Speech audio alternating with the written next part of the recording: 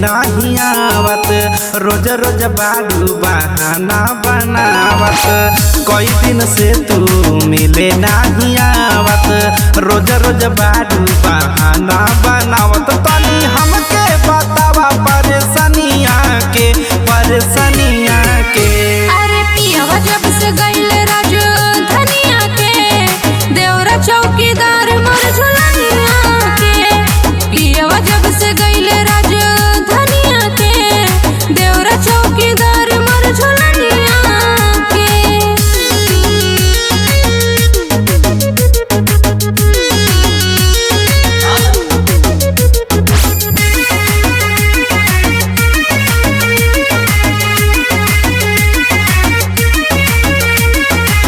केतना उमर बात तोहरा देवार के, जे नहीं मिले आवत वो कराहू डर से, कराहू डर से, कराहू डर से।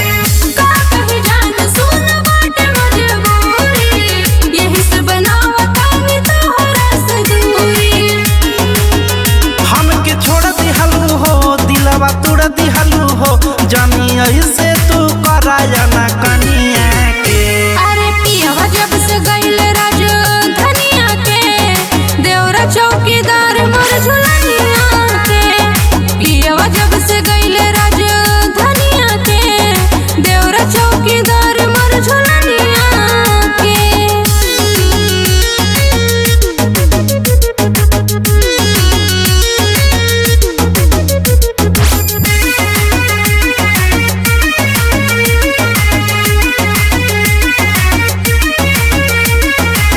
अंकित बेदर्दी हो गईल है बेचैन हो, तोहरा के देखे खातिर तरस नया हो, तरस नया हो।